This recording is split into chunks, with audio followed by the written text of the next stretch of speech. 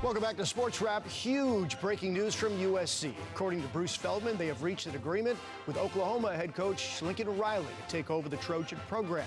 Athletic director Mike Bohn taking a big swing with his first hire, and apparently he has hit a home run.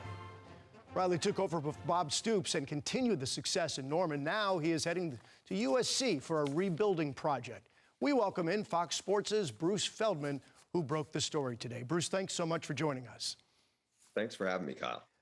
Let me start with a big, broad question. Why is Lincoln Riley the right guy for this job right now? Well, if you're from a USC standpoint, to me, this is a no-brainer. Lincoln Riley is considered by a lot of people inside football as one of the sharpest offensive minds in all of football, college or pro. You look at the track record he has had since he took over at OU. He's been there 5 years, 3 playoff appearances, multiple Heisman Trophy winners. He is a brilliant offensive mind. He's very creative. He's a really good game planner. He comes from the air raid tree that Mike Leach created of that passing game, but he's really built on it. And so you get a really physical run game in addition. And he has had OU. He transitioned. He helped Bob Stoops. He was Bob Stoops' handpicked successor, and came in as the offensive coordinator for Stoops, really re-energized that program. And since then, they've been to the playoff multiple times.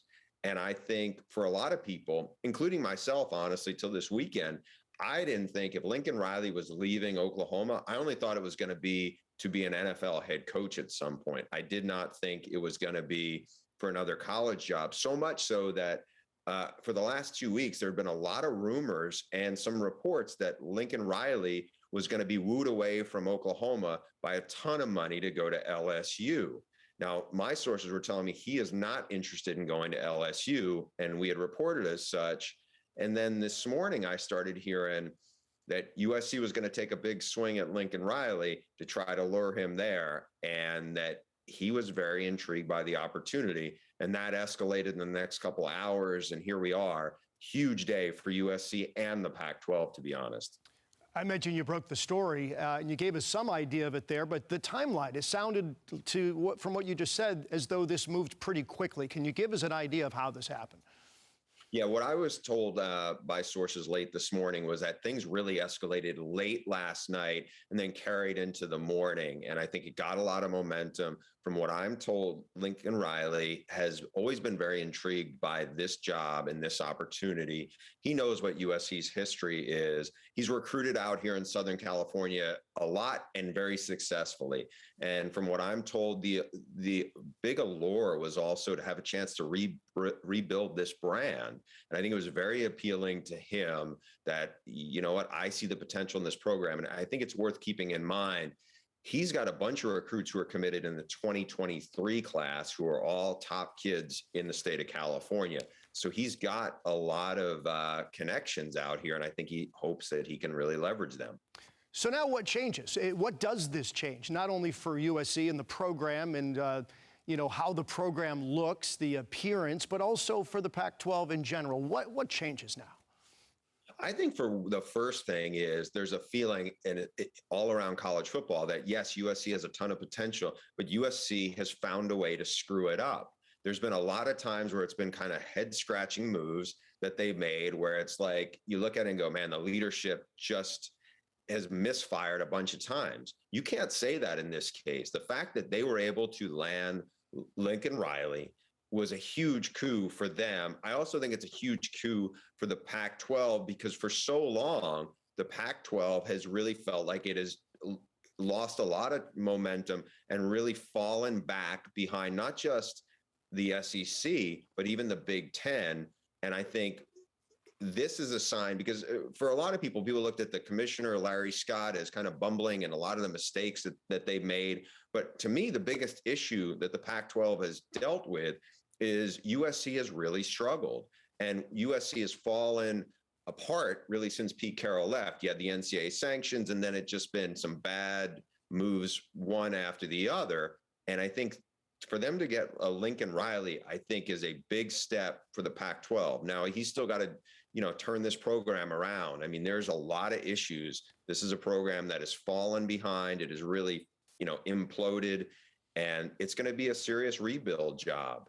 But when you get a guy who has the kind of name recognition and all the connections that he has, I think that recruits are going to be very interested to come play for him, especially on the offensive side of the ball. One last question for you, Bruce. You mentioned the challenges that now will be presented to Riley.